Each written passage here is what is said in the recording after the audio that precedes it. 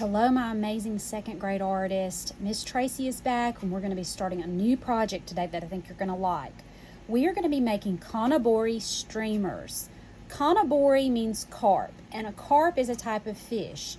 And so these streamers are found in Japan. Let me show you where Japan is on a map. This is a map of the entire world.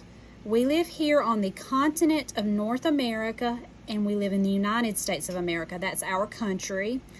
And over here is the continent of Asia, and Japan is right here. It's surrounded by the Pacific Ocean. It's a country named Japan, and that's where you find these Koinobori streamers. So Koinobori streamers are important to the Japanese culture. Here's an example of some, and they're important because people fly them on Children's Day, which is May 5th. And they're made from different materials. They can be made from paper like we're going to do, or these are made from fabric, and they represent the children in a family. So the person who has these, the family who has these hanging, probably have 3 children, and maybe this one represents the oldest child and the middle child and the baby child. So we're going to be making one, and it's going to represent you. So you're going to get to use patterns and colors that you like for this. So back to this one. Teachers, there's going to be a lot of steps for you to do to help complete this, but I think in the end it'll be something really nice that the kids will love. So the very first thing we're going to do is make our painted paper that will be the body of our fish. And I really had to think about putting the name labels on these. So I think teachers, it will be best if before the kids come, you stick the name labels. If the paper is turned horizontally, you stick the name labels on the back on this side, and that way when we roll it up, that is going to be where the mouth is. So I'll be able to just look inside there and read the name. So sort of to the edge, and in the lesson plan I showed you kind of exactly where to do that. If we put it down here, we're going to be cutting a shape out for the tail of it. So try to do that, and then we can just turn the paper accordingly when we staple the body. So give your children their paper that already has their name on it. And then on the other side, we're going to do some patterns in white oil pastel because we're doing a watercolor resist. We're going to draw with oil pastels. They are a greasy texture, and then when we paint on it with the watercolors will move away from that oil pastel and you'll be able to see it. But remember, you have to press down hard enough with your oil pastel that you can see it, because otherwise you won't be able to see your colors later. They'll get covered up. So teachers, you can, while the kids are doing this, you could put this on your Elmo so they can see some different pattern ideas. I want everybody to think of a different pattern that you want to draw on the body of your fish with your oil pastel. So I'm going to do a really simple one. I'm just going to do zigzag lines that go all the way across. Everybody do something different, though. I don't want everybody doing what I'm doing. Think about what you want yours to look like, because everybody's needs to be individual and unique. So I'm just going down through here. So just take some time, pause the video, and let the kids draw their pattern with our oil pastel. Okay, once that's finished, you can paint it. So we're painting it with liquid watercolors, and I didn't even dilute them. I just left them in here. Have a center set up, but remember, don't let them use every color. They can choose warm colors or cool colors. Those will mix well. Colors that are analogous. So you may want to just have those little areas open on the palette so they don't get into the other colors. And in this one, I've got a brush in each of my colors, but I still will have to rinse it between turns. So I'm using yellow, orange, and red. So I'm just going to start painting wherever you like. I'm painting some yellow on here. I want to get a good amount because it'll mix nicely with my other colors. Now I'm going to go in with a little orange. Use a big brush. I could probably even be using a bigger brush because that will cover more area. And it's really good if it gets in there with that yellow and blends. The watercolor does such pretty things when you just let it do its own thing and get in there and run and mix, and it makes some really neat colors. All right, so just let them paint it how they like. You may even want to, sometimes when it gets too dark, I like to go back in with some more yellow. And you should have that name where I showed you. This will just need to dry until next time. So I'm gonna put it over to the side and that will dry. And I'll have another one here that I made. Let me get this one out of the way. Okay, this is a different one that I made. So you see on this one, I drew squares inside of squares for that one. So the next step is the children are gonna be able to use a gold or silver Sharpie, metallic, and they can add a few extra designs on here.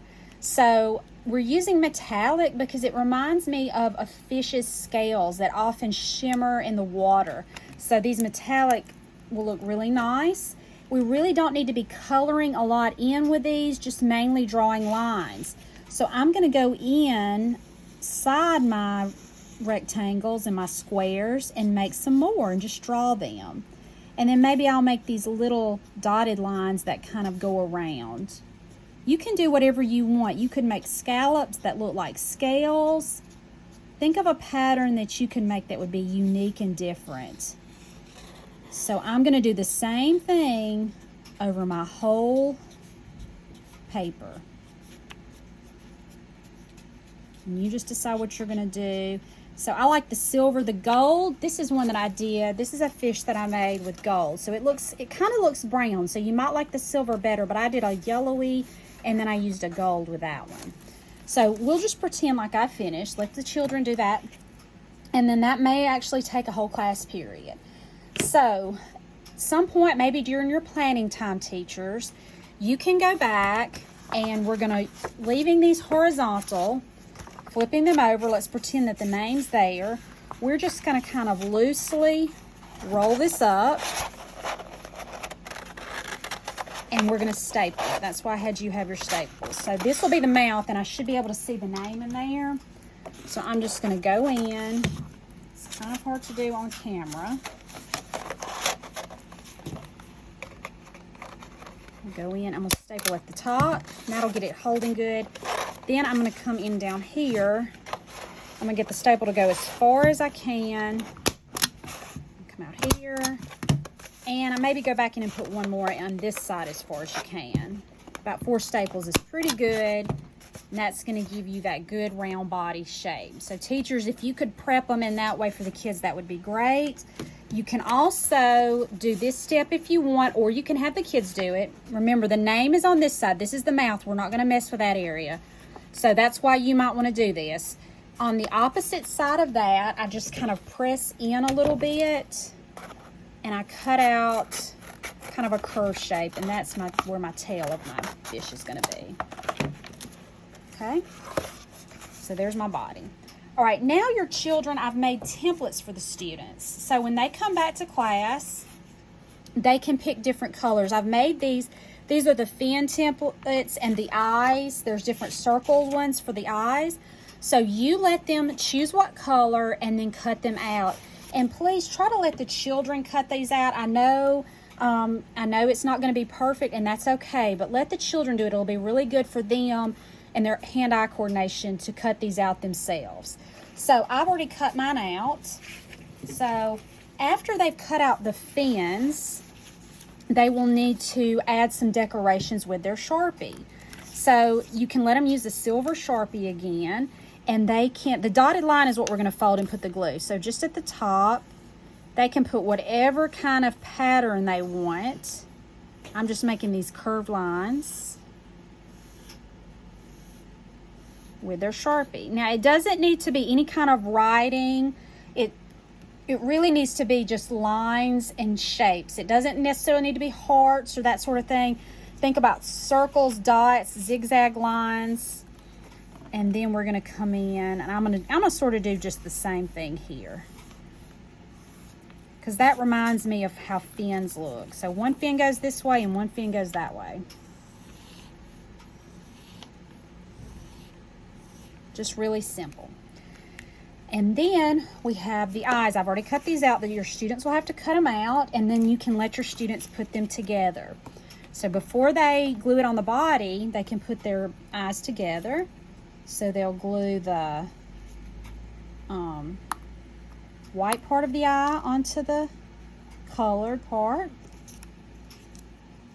They can just use white school glue. It may be, with these small pieces, it may be a little easier than using a glue stick. So there's one eye. And have them put the other eye together.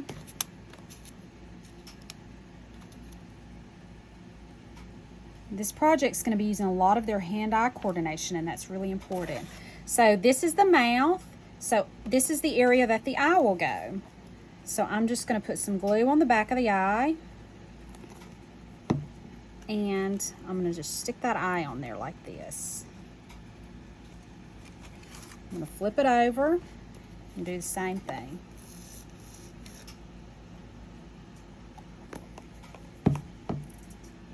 I'm kind of look and see because I want them to be in the same area. And that's one side. That's the other. All right, and then the fins. So this fin, the fins go back.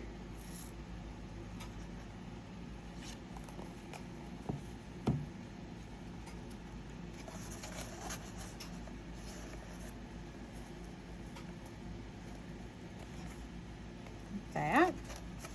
So let me glue the fins on. I need to straighten that up a little bit. And then I'm going to do this fin.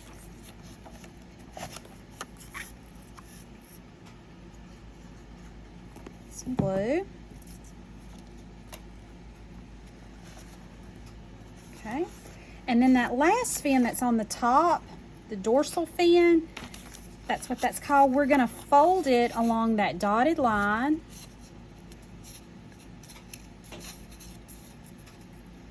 And that's the part you're going to glue. The kids are going to glue. So they're going to put their glue on that line where they folded it down.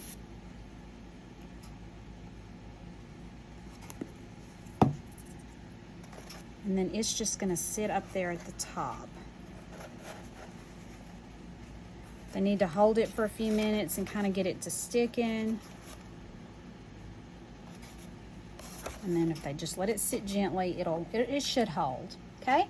So there is the fish with the fins. I should have gone in with my Sharpie. I forgot to do that. Actually, on this fin, let them do both sides with the metallic Sharpie. Okay. Now, the last step will be adding the tissue paper streamers on the tail. So I will have these pre-cut tissue paper streamers. And let the children pick what color they want. And you can either put a ring of glue for them back here and just let them stick them on there. Or you could try stapling them. You do whatever is easiest for you. I didn't really try the stapler earlier, but that would definitely be something you would have to do. So you could just staple them for them. If you want them to do it, still let them pick the color. You can put the ring of glue for them, and they stick on there really easy. So all of your streamers would be there. And then the very last thing is going to be to punch some holes in it and hang it.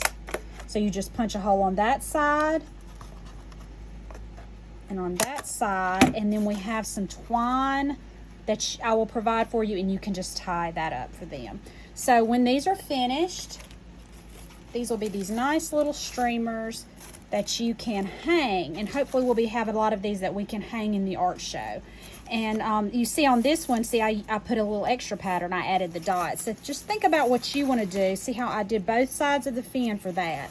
So just think about how you want yours to look, and I think these are going to look really neat and you're going to enjoy doing them. I can't wait to see them.